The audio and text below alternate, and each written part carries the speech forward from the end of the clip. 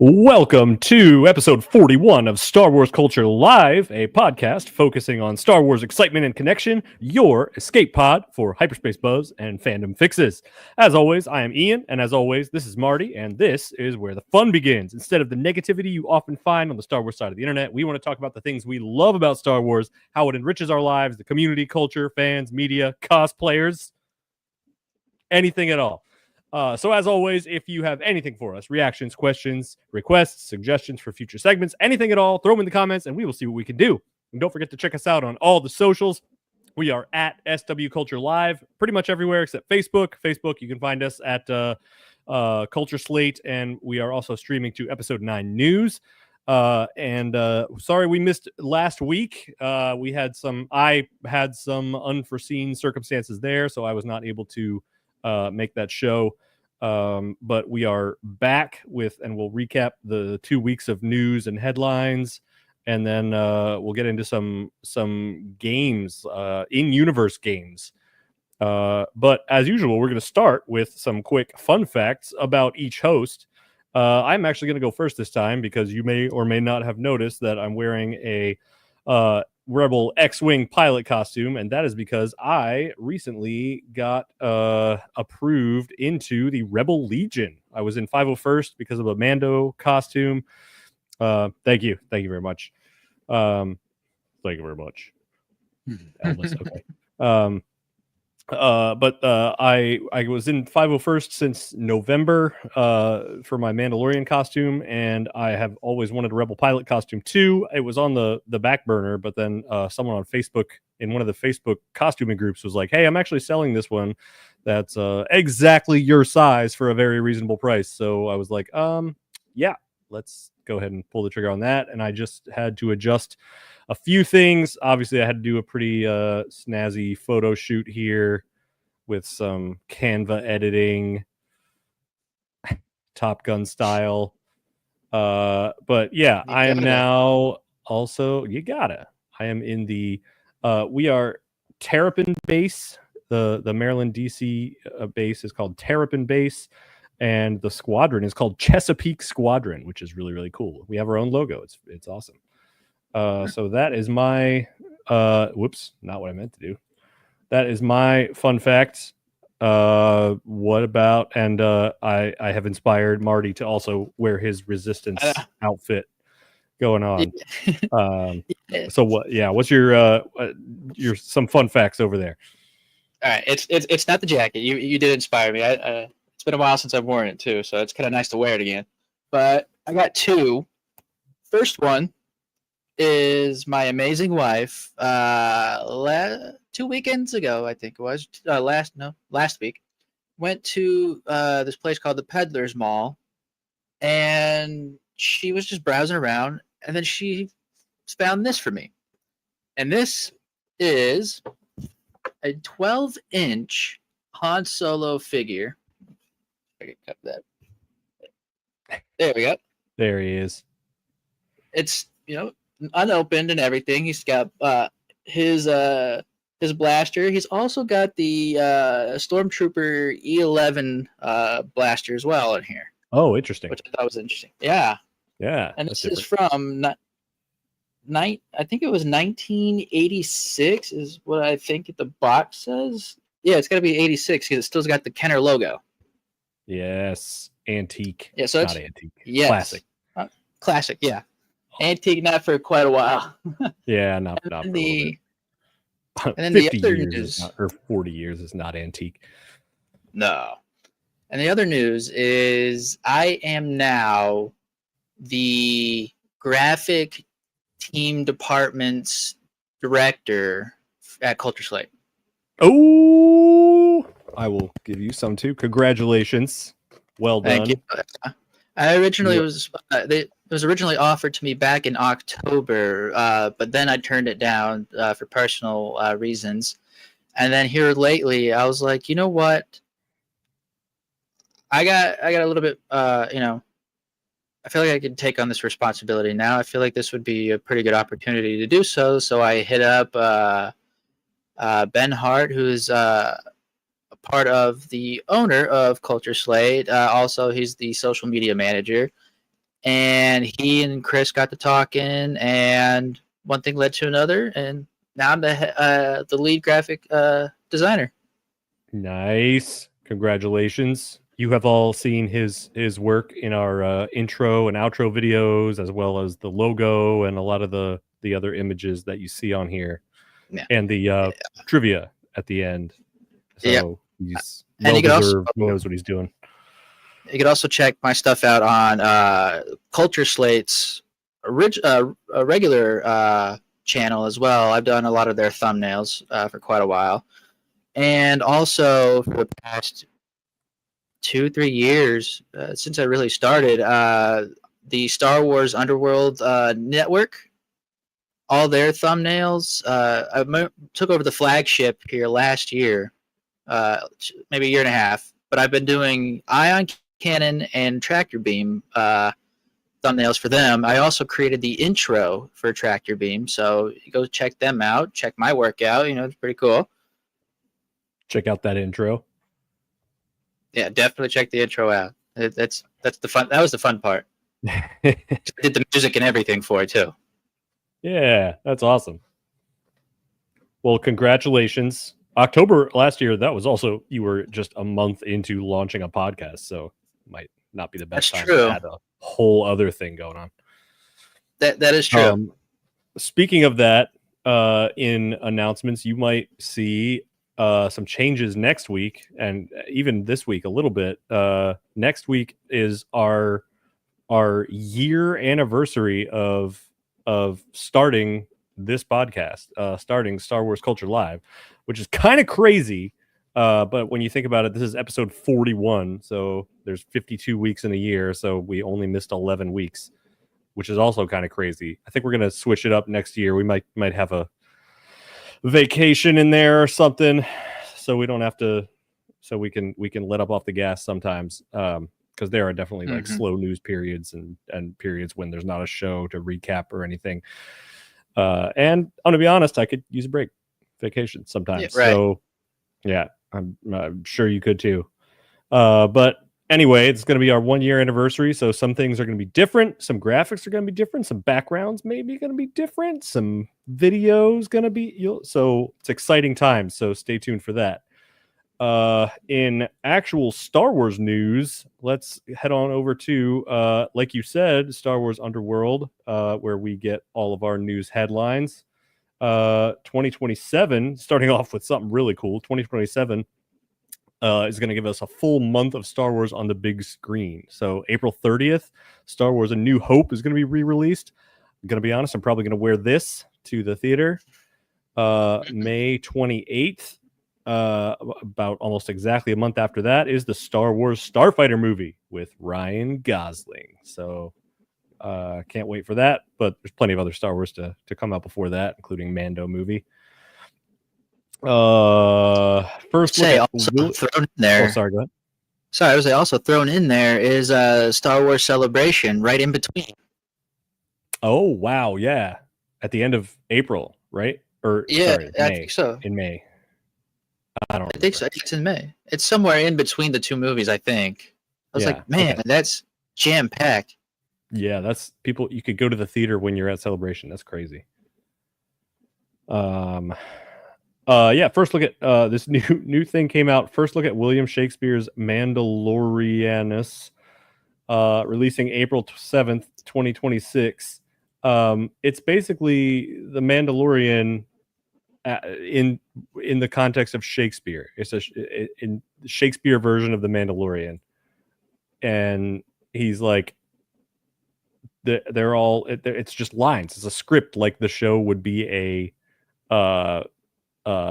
Shakespeare play. It's crazy. It's really good. I've done a couple of Shakespeare projects in my day, and it looks just incredible. They did a really good job. I'll probably be copping that. Liam Neeson recently discussed his death scene in The Phantom Menace with GQ. I thought my death was a bit namby-pamby. I'm supposed to be a master Jedi. My character fell for the, oh, I'm going for your face. No, I'm not. I'm going for your stomach. Oh, you got me. Please. Hardly a master Jedi. Listen, Liam Neeson. I feel like there's a lot of other context that you may or may not be including or remembering there. I don't know how much you know about your character, but a lot of us have studied a lot about your character. And he's a little on the old side. He's a master, but you were not as spry as you once were. It's true. And you were fighting him for a while. He's got double blades. He's got You've never fought a Sith before. Right. You've never. I know you have like sword training and all this other stuff. I know that. It's not a Liam Neeson versus somebody else duel. It's Qui-Gon, an old tired Qui-Gon, and it's lightsabers, and he's a young Sith, and you were outmatched, and that's okay. So have a little respect for your own character. Just kidding. You're great. Don't hate me. Speaking at Tampa Bay Comic-Con, Temuera Morrison asked fans to petition Lucasfilm for the return of Daniel Logan and himself as Boba Fett. He says, I think we really have to treasure those moments now. All of you need to send a fax, a letter, or an email to those powers that be at Lucasfilm. I'm sure they'd love to hear from everyone. Please give Daniel Logan and Temuera Morrison another chance and put them somewhere. I do want to see Temuera Morrison as like Rex and some of the other clones. That would be pretty great. I could see Daniel Logan being like after Revenge of the Sith kind of Boba Fett, leading into the original trilogy where he's trying to be on his own, become the bounty hunter he's known for. Yeah, like the later end of his like teen years or whatever. Yeah, like where he's pretty much a grown up, but like not the old rusty armored guy. Out today, which was 1 week ago, Star Wars Sanctuary, a Bad Batch novel. Seen a lot of good reports about that. According to Deadline, Matt Smith has reportedly joined the cast of Star Wars Starfighter as a villain. This was one of the bigger news headlines this past week. You probably know him from Doctor Who, lately House of the Dragon, all kinds of stuff. He's there. So that's I think I first met him as the Doctor, like the protagonist, but I do like him and in his role in House of the Dragon. I can start to see him more as a bad guy now. My question is how do they know that he's going to be a villain? Like same with Mia Goth. It's like, oh, she's a villain. He's a villain. I mean, maybe they just know this? Maybe they just released it like maybe Lucasfilm says they're the antagonists. Maybe. I mean, it'd be cool. I don't know. It's called Starfighter, and it's got to be a squadron. It would be kind of interesting if they were part of a Ryan Gosling squad. But yeah, that's true. But I hope it's not just one giant misunderstanding. Lucasfilm's not like, guys, stop making assumptions. Right. Yeah, see, the antagonists of Star Wars Starfighter, here they are. So, I don't know. Seems widely interpreted as such. Another Doctor Who to add to our collection. Yeah, that's pretty funny. Preview pages from the Mandalorian visual guide, which is I don't know when that's coming out. Do you? I think it was next year. Oh wow, that late. Okay. I think it's maybe unless it said September somewhere, but I know it's got to be kind of leading up into the Mandalorian Grogu movie. Okay, interesting. I could be wrong. That looks cool. Looks like the other visual guides piecing apart his armor. I assume they have another one for full Beskar.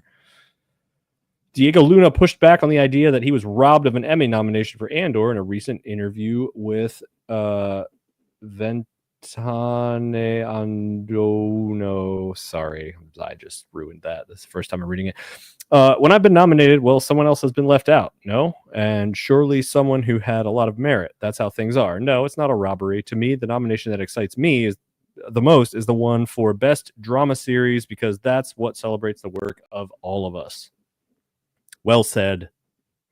Somebody commented the dictionary definition of class act. Yeah, he's not in it for himself. He's happy that the nomination goes to the whole project. Lots of quotes here. Oh, rumor control. This was funny. A recent report from Nexus Point News claimed that Ewan McGregor stated that he would begin filming soon for Ahsoka Season 2, seeming to accidentally reveal he had joined the cast. But Collider has since released their own report contradicting Nexus Point News, sharing quotes from McGregor that appear to confirm he was referring to his wife, Mary Elizabeth Winstead, who plays Hera in the series beginning filming, not himself. So he said, yeah, they're starting filming for Ahsoka and Season 2 of Ahsoka. And he was talking about like his wife is starting filming, and people heard that and said, "Oh, Obi-Wan's in Ahsoka," which is not a thing so far. Lucasfilm confirmed to Star Wars Newsnet that the situation was indeed a misunderstanding. So, seems to be confirmation that Obi-Wan is not in Ahsoka Season 2. Ian McDermott's birthday 2 days ago. Happy birthday, Emperor. He turned 81. And I think, yeah, that is it for news. Anything big that we missed off the top of your head? Nope. Yeah, me neither. I think we got it. There's a couple big headlines, but nothing too crazy. Let's move on to Marty's segment on this day in Star Wars history. All right. August 13th. Wow. October. I wish. 2 months away. Yeah, right. August 13th, 1982. Star Wars is re-released for the fourth time, playing in over 70 theaters across the U.S. and debuting the trailer for Revenge of the Jedi. Revenge of the Jedi, yeah. That's good stuff. Wow. Re-released for the fourth time. I mean, it was obviously doing pretty freaking well. Yeah, I mean, let's see. It came out at 77, and we're almost to Return of the Jedi 83. 4 times. It's like every other year almost, it seemed like. Yeah. So would they just release it like in between the release of Empire Strikes Back? I guess they could have had a whole other release like while they were deciding to filming Empire Strikes Back. Like, yeah, it's like that could have been 1, maybe 2, and then after Empire into this, they're like, yeah, do it 2 more times. Let's run it back. Why not? Why not? Yeah, I thought it was pretty neat. And at the time, it was still called Revenge of the Jedi, and not Return of the Jedi.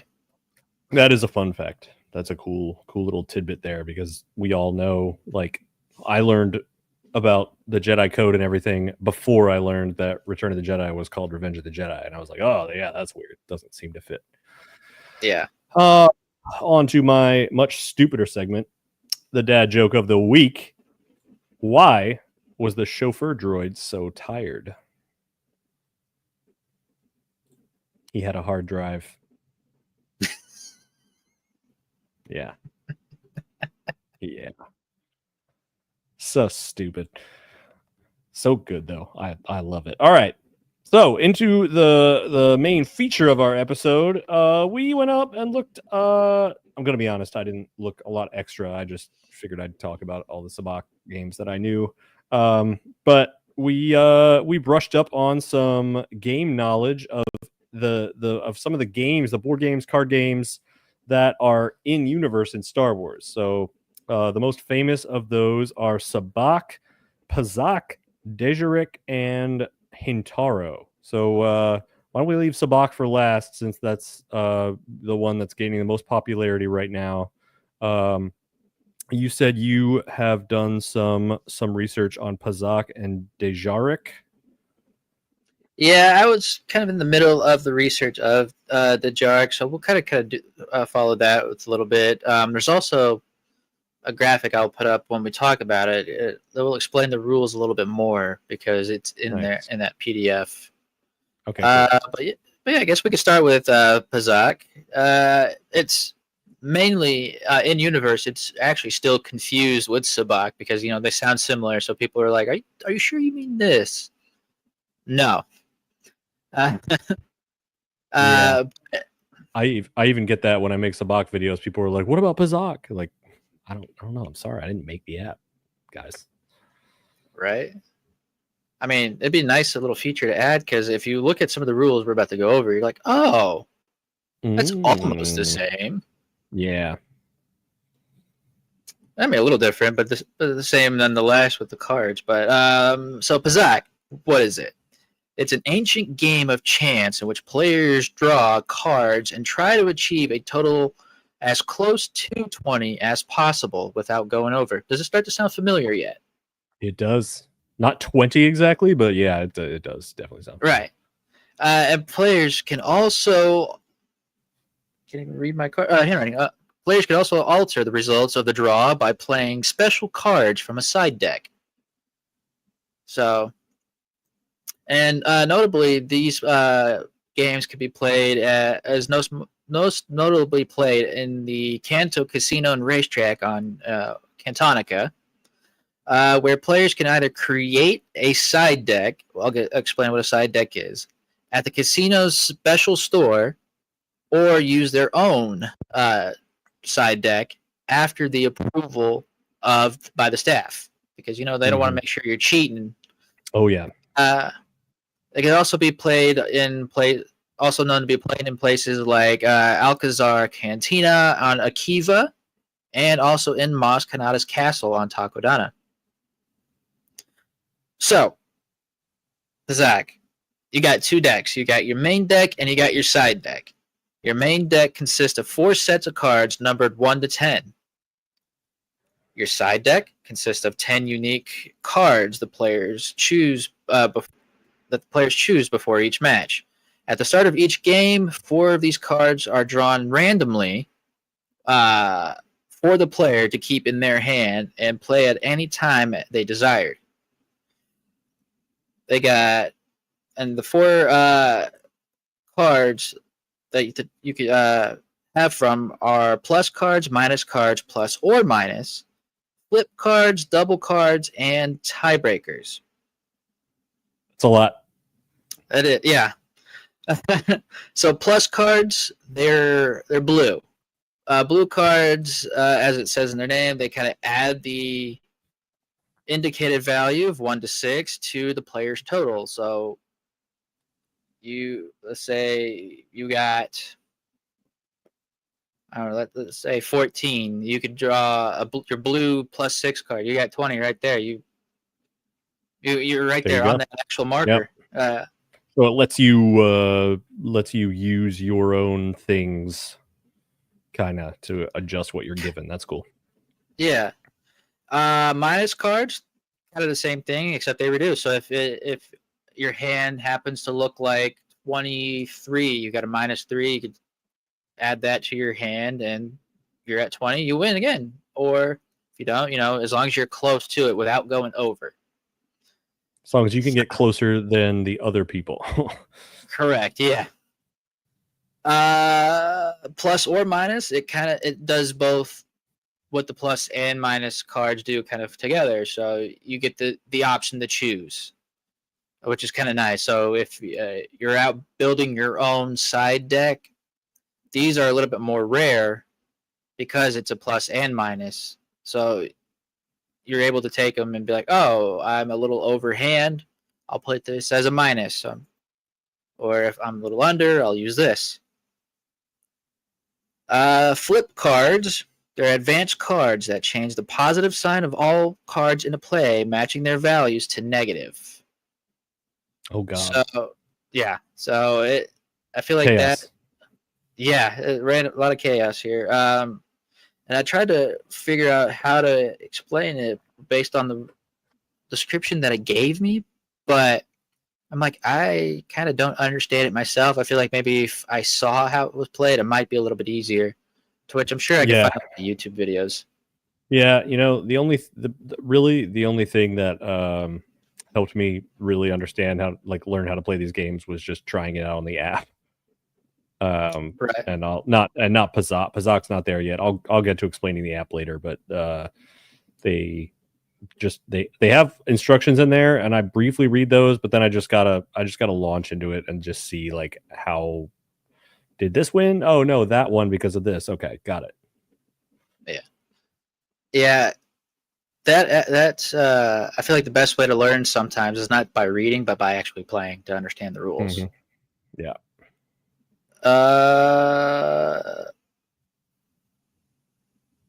Another card. So it's funny, as I said, there's 4, but there's 5 different value cards, which is odd.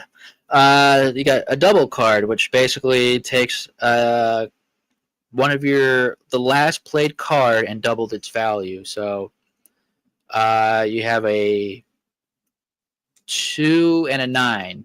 9 was the last one played. You could play your double card, play that there. That makes it 18. You got 20. Beautiful. Wow, there's a lot of math. I know, right? A lot of predictive math. It's cool. Yeah. And you got the tiebreaker card. It's a sacred card that acts like a plus or minus 1 card, but the player who played the card would win the event automatically, basically. Would win it automatically in a tiebreaker. I forgot to turn my ring light on. I don't know why. Oh my God. Don't need all that. You can relax, but there we go. It's a little better, I think. Yeah, it's better. Okay. I don't know why I just noticed that. Let's see, where was I? Okay. There are 4 ways to win this game. You could outscore the person by being the closest player to 20 without going over. You can go have the other person bust, basically, which is going over 20. You can fill the table. So filling the table is having 9 cards on that table without busting, and you automatically win. Wow. That's kind of like in blackjack, where you get a certain, or you get 5 cards or whatever, and without going over. That's cool. And then the tiebreaker card, which was explained earlier, plus or minus. And Pazaak, in our universe, in our actual world, this was first appeared and created for Knights of the Old Republic in 2003, and also appeared. Yep, the video game, and it also was in its sequel as well. In canon now, the current canon, it is first mentioned in Star Wars Aftermath, but it made its visual appearance in Aftermath Life Dead, so the sequel novel. Gotcha. But I was looking at these, I was like, okay, so it's starting to sound like Sabacc a little bit. Some of the rules are kind of the same. And then you throw in those extra side deck cards, and it's just all mayhem ensues. Mm-hmm. It's kind of like shift tokens in Kessel Sabacc. It is. And I kept reading, the more I kept reading this, I was like, no wonder I didn't play this game in KOTOR. You just skip it? It was too complicated. I was like, that's a side mission I'm not going to attempt. Yeah. Yeah, understandable. But that's all I got on Pazaak. You got anything, anything about it? No, I don't know anything about Pazaak, but as I was listening, I heard kind of aspects from various different versions of Sabacc, like those that your side deck or your 4 cards that you can adjust the hands with, those feel like shift tokens in Kessel Sabacc. The fact that you're aiming for 20 is very similar to traditional or classic Sabacc because you're aiming for 23 instead of the other versions where you're aiming for 0 or zeros. Positive and negative cards is something that's through all the Sabacc variations. But Very similar. yeah, You can see how it's in the same family. but I guess I would assume it's considered popular amongst the. I feel like this is the rich people's game in casinos.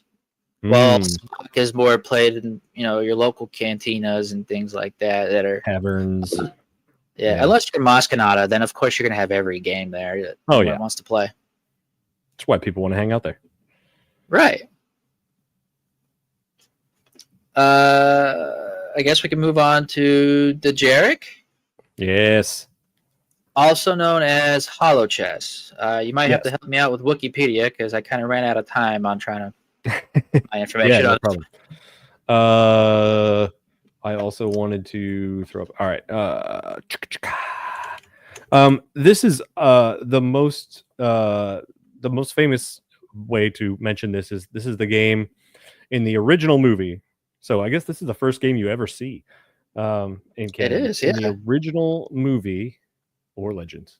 In the original movie, this is the game that that Chewie and C-3PO and R2? Yeah, it was R2 and Chewie, 3PO watching. Yeah. Yeah, and then so they're playing on the Falcon. So Dejarik, also known as Hollow Chess, was a popular two-player game in which teams of holographic creatures battled each other on a hollow chess table. A variant of the more ancient Shah-Tez, Dejarik was commonly played on starships and in homes throughout the galaxy from well before the time of the Clone Wars and along through the reign of the Galactic Empire. So, yeah. Let me see this.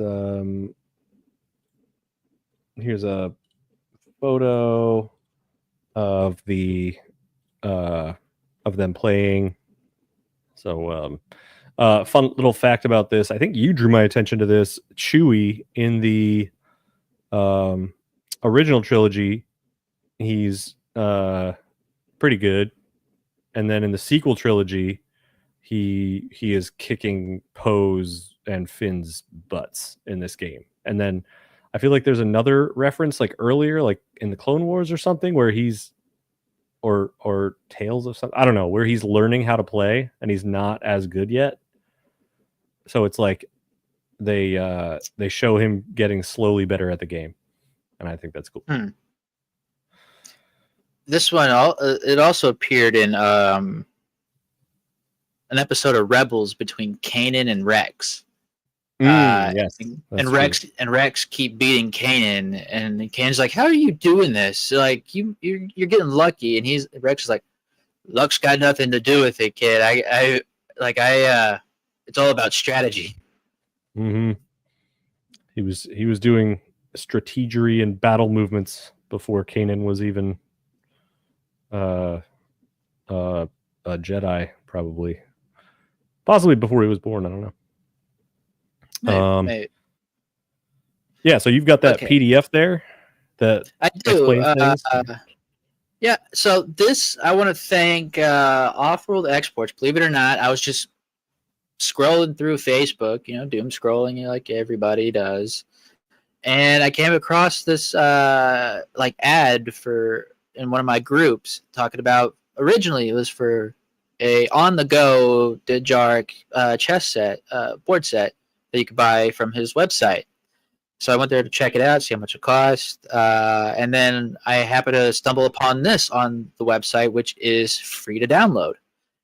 It is something you could print out, play with your friends, anywhere you want. So let me just take a zoom in here.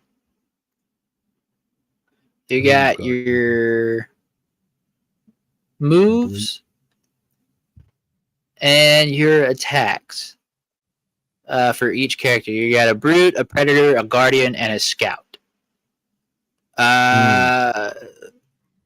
Let's see. Setup.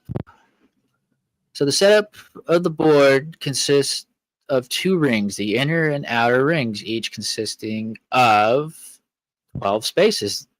Let me see if I can blow this up a little bit more on my screen. So I I might not be able to see myself, but that's quite all right. Because I'm only working one monitor here.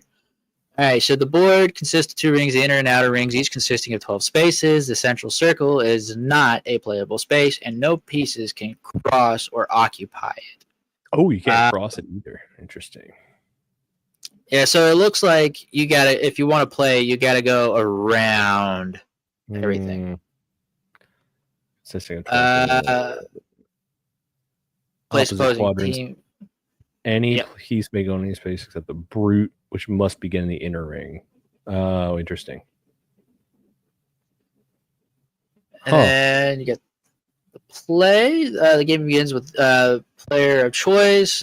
Basically, if you want to play, flip a coin or rock, paper, scissors, whatever that game is that they played in Andor. Yeah, the domino looking thing.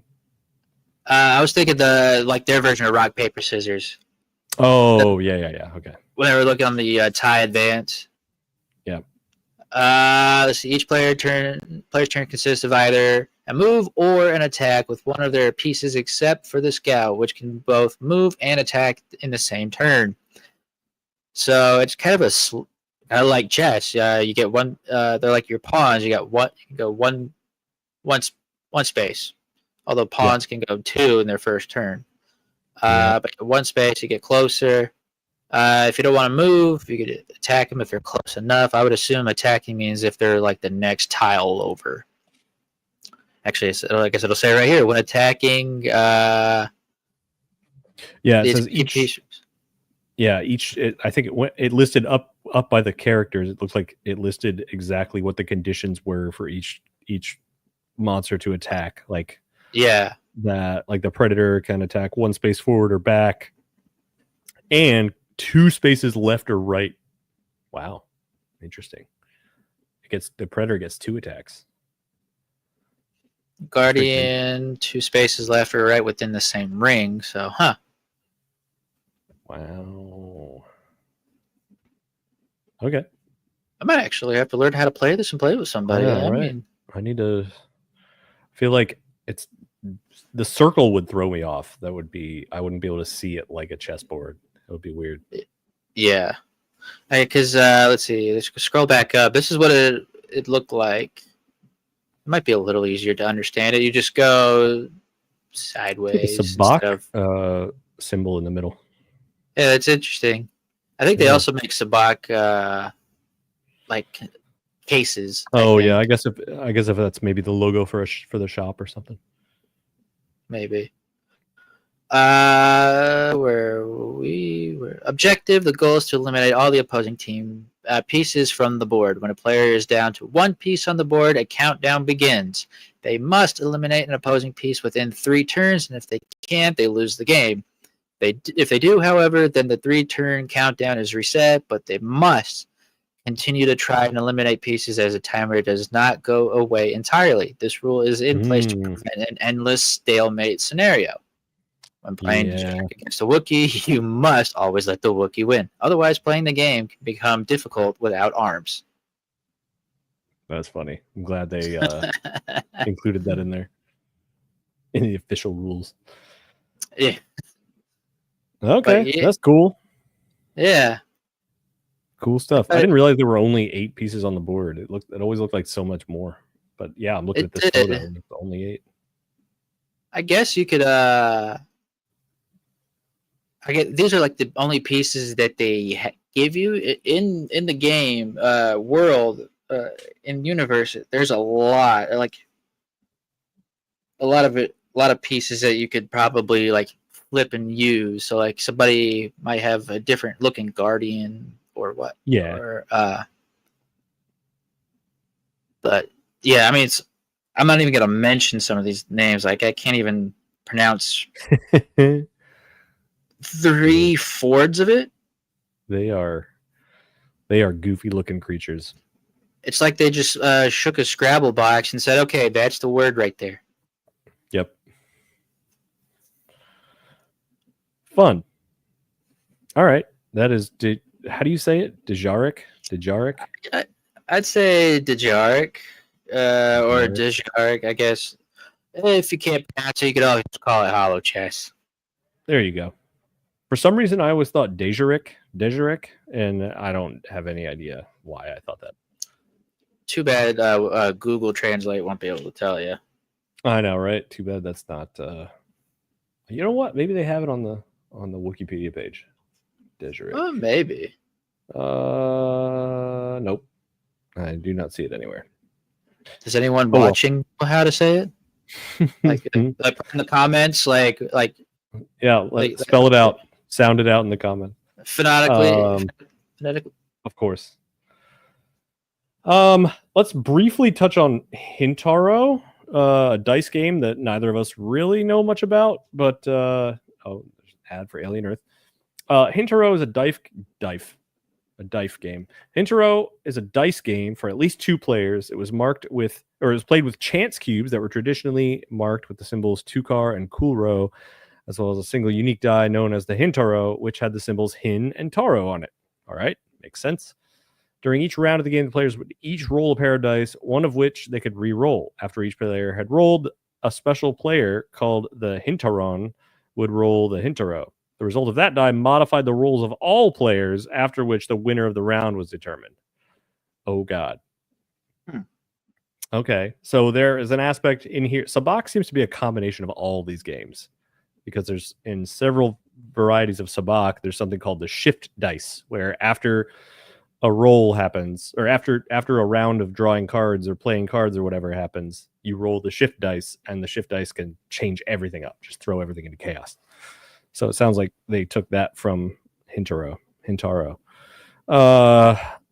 The planets Chazwa and Corson both claim to be the birthplace of Hintaro, though the existence of a single origin point is unlikely. Between 1 and 3 ABY, Hintaro was played at the Cantina 4.5 on the planet Bespin's Cloud City. The Chiss hunter Kreskethiriliu once played Hintaro against an assassin droid at a smuggler's hideaway. I think that sounds like Clone Wars to me. Yeah, I think it's that image right there that they have. Oh, yeah. Look at that. Huh. Nice. Maybe not Clone Wars. Maybe that's comics. I think it's one of those. Yeah, it's one of those Legends comics, it looks like. Yeah. All right. So that is Hintaro. Let's move on to... sorry. Before, I didn't get a chance to write it down, but there is another game that I should have written this one down first, but it's like I saw it on Wikipedia, and when I looked at it, it looked like it was a combination between Yahtzee and craps. Like you put dice in a cup, you shake it, and then you roll it across the table. Oh, okay. And it's seen on The Last Jedi, like one of those shots as they're going through the crowd. They're playing that game. You gotta hit a certain number.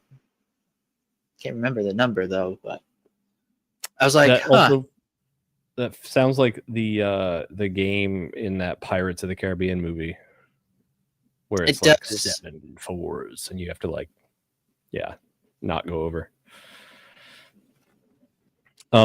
Cool. Yeah. I forgot to mention there's a dominoes type game in was that Andor that we know nothing about, that we just kind of see for a little scene, and hopefully someone will apparently the graphic design team actually has a full set of rules on how to play that game when they were making the stuff for the game. The show. Yeah. Okay. Cool. Yeah, I would take a look at those. But let's move on to the biggest, probably most well known. Sabacc is complicated because there's like 4 different versions. There's traditional Sabacc, which is these weird colorful cards and usually square cards. There's Corellian Spike, which is what you see in Solo when he and Lando are playing. There's Coruscant Shift, which I think was made famous by the the hotel, the Star Cruiser, Galactic Star Cruiser. And then there's also Kessel Sabacc, which is the type of Sabacc you see in Star Wars Outlaws. So traditional Sabacc, I think, it kind of fits the most like Pazaak, where it has these colored cards. Instead of aiming for 20, you aim for 23. There's also a few really special. Yeah, there's also a few really special hands you can have. Like if you get a 23 exactly, it's called Pure Sabacc. If you get a 0, a 2, and a 3, that's called an Idiot's Array. If you get I think it's 2 2s, it's called Maiden something, I forget. But it's weird because those two are both more rare to get than a Pure Sabacc, but Pure Sabacc beats them, so it's weird. But that's traditional. I think it's the simplest with the simplest rules. You have like a betting round, and then you have as many cards in your hand as you want. But so you have the betting round, then the drawing round, and then there's the dice round. And the dice, you roll those 2 dice you see there, and if they come up with the same number, then you discard your whole hand and draw a new hand, the same number of cards that you had. Now, you can protect a card or 2 against that by putting it into a stasis field, which just basically means flipping it over. So the plus side of doing that is that card stays in your hand if the dice come up the same number, but the downside is that everyone at the table sees that you have that card. So if you have like a 0 and you're going for an Idiot's Array, maybe you flip that over and scare everyone. But so that's traditional. And that one recently came on the Sabacc Cantina app. So I should have started with this. There's a Sabacc Cantina app. I have gotten to know the creator of the app pretty well. He was actually a viewer on our podcast a while back, and he's created this app. It started with Kessel Sabacc, and it was just modeled after the game that was in Star Wars Outlaws. But then it expanded. He added Coruscant Shift, and he added Corellian Spike. There's like 3 different versions of Corellian Spike in there with slightly different rules. And then there's also the most recent edition is Traditional Sabacc. So before I get off of Traditional Sabacc, I do want to plug that August 28th or something, I think, is I do have a charity tournament on the app. We just play on Discord and hang out and have a good time. But it's a $10. The entry fee is a $10 donation to my Extra Life, which funds the Johns Hopkins Children's Center in Baltimore. So if you're interested about that, check out Extra Life Nerdiest Stepdad.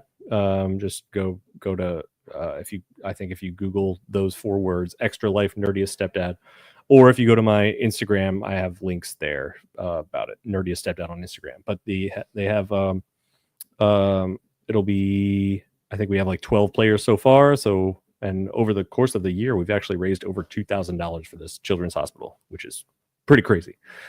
People like to support kids and play Sabacc. But it's fun. Have a good time.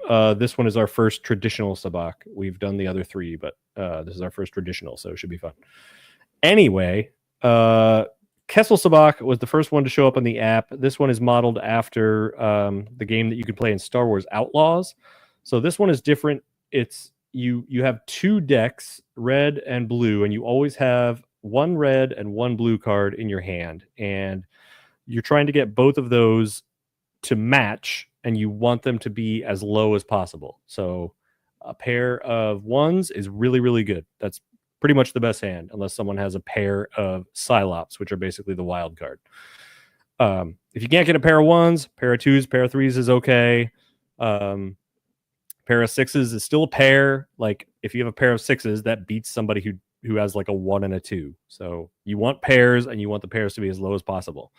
And these things right here are shift tokens, and they can be used to adjust the rules like mid-round. You just play it, and like this one allows you to take some of your tax chips back. You don't play with like wagering chips like the normal way. Everyone has a set starting amount of chips, and you wager them, and or you use a chip. You have to use a chip to buy a card, and then you get them back if you win the hand. So it's the betting's a little bit different.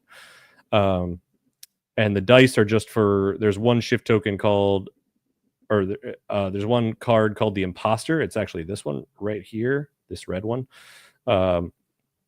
And if you have that, like let's say you have a 2 and an Imposter, you'll roll these 2 dice for the Imposter, and you can pick whichever number ends up on those dice you want the Imposter to be. So if you have a 2 and Imposter, you want to roll a 2 on the dice, so you can have a pair of 2s. So that one's probably the most unique, but the shift tokens reminded me of that other side deck that you can play in Pazaak. Oh, excuse me. Corellian Coruscant Shift, the one based on the Star Cruiser. It feels more fancy somehow. Maybe it's just because the deck. Oh, I forgot to show. I have in real life these are some Kessel Sabacc decks. This is actually that exact Coruscant Shift deck from Hyperspace Props. The cards look really fancy. This one, it's similar. You do still, you want to get 0 here. This and Corellian Spike, you want to get a total of 0, and you do that with positive and negative cards, just like Pazaak and traditional Sabacc. But here, there's an extra factor. You see these shapes, like this circle or this square, or this triangle here.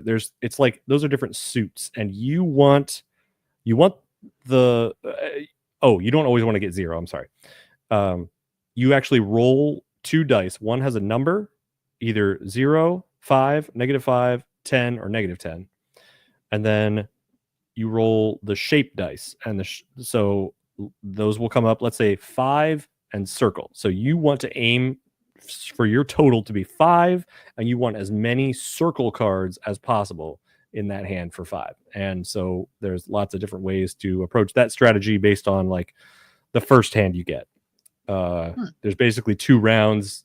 You can turn just kind of like 5-card stud poker, 5-card draw. I don't remember, but you can turn in a certain amount of cards. But if you keep cards from that first round, they have to be used in your final hand. So it's tricky. There's a lot of strategy goes into that one. It's a lot of math and thinking.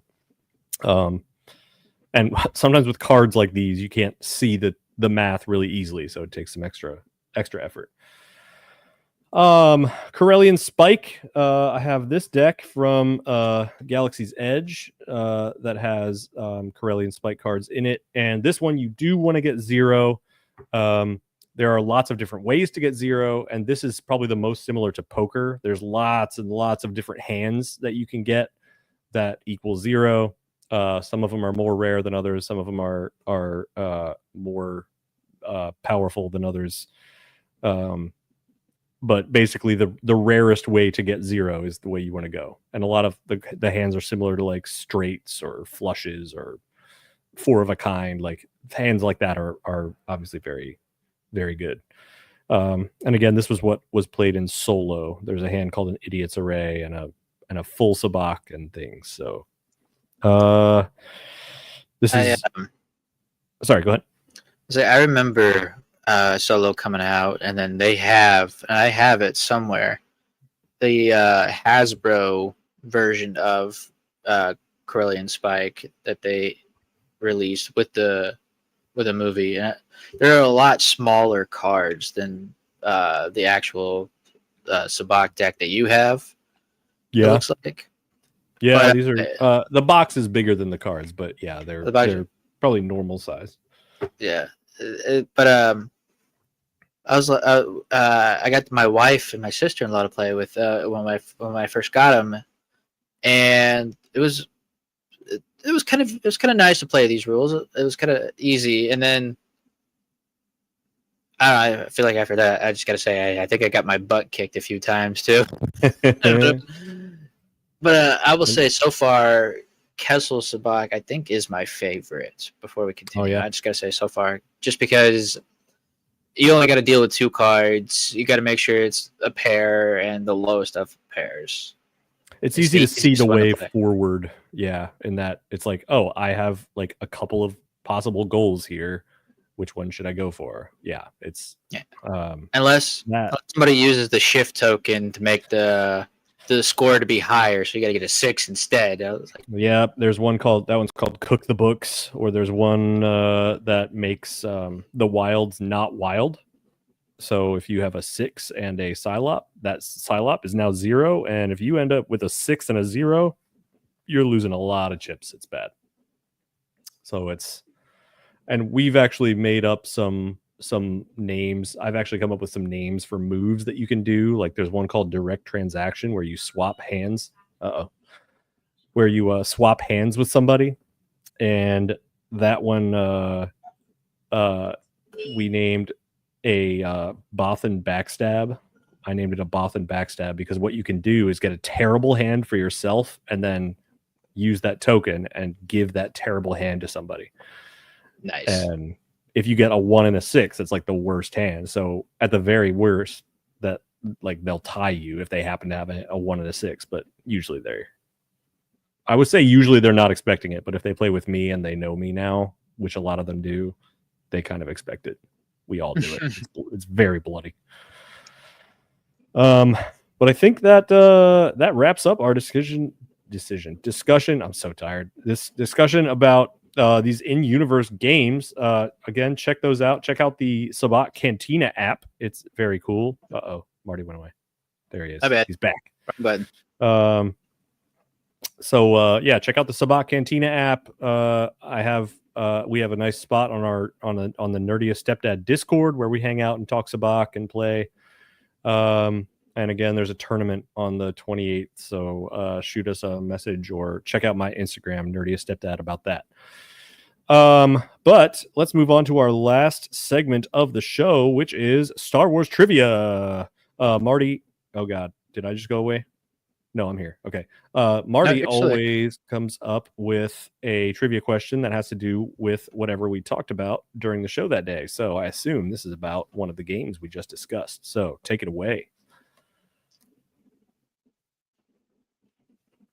All right. So this is kind of from Star Wars Rebels, but what hand of Sabacc did Zeb have playing against Lando on Lothal? Did he have A, -15, B, -23, C, 24, or D, 23?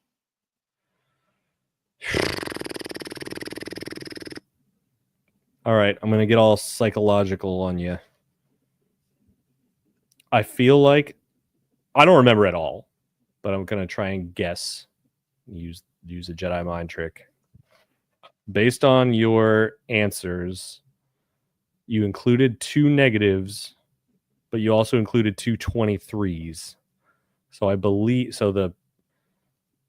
I believe you put a negative in there because I think the right answer is B, -23, because I think you put a positive 23 in there to be similar to that one, and then a negative number in there to be similar to that one for a different reason. Is that going to be your final answer? Oh, that's going to be my final answer. Let me know in the comments if you agree. About 5 more or seconds. If you actually remember the episode, because I do not. I know we lost to Lando, I'm pretty sure.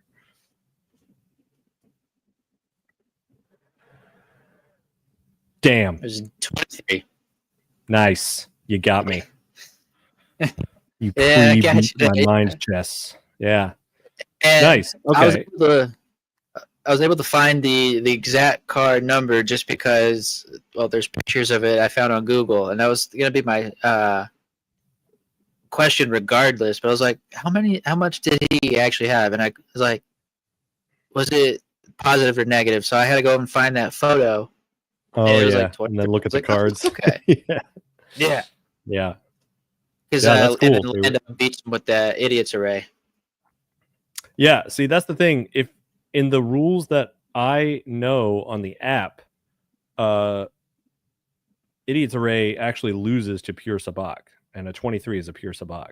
So I guess there's different rules, different house rules, different like maybe known casual rules. In my research, of Sabacc. I had something on Idiot's Array where it said it was actually the better. Huh. Yeah, it's Wait, is this traditional Sabacc? traditional. Okay. Yep. Yeah. Traditional. They have, if you have the, which is called the Idiot, the 2, and the 3. It's an Idiot's Array. It's because it's a rare hand to get, apparently. Yeah. Yeah, that, and there's another one, but for some reason, I mean, maybe I'll check again. Maybe I'm remembering it wrong, but I remember it said pure Sabacc, the 23, which is just more common than both of those would beat them. But maybe that's just maybe I'm mixing that up or something. Maybe just for rule's sake for the app, they made it easy and just said pure Sabacc just beats everything. Yeah, maybe. Or because I mean, technically, negative 23. Negative 23 would also be a pure Sabacc, just negative. Yes, I believe a positive one beats a negative one if they come up in contact with each other. Yeah, because it makes sense. Yeah. Yeah, let us know if you got that right, if you have that type of memory for that, because that was a nice pull.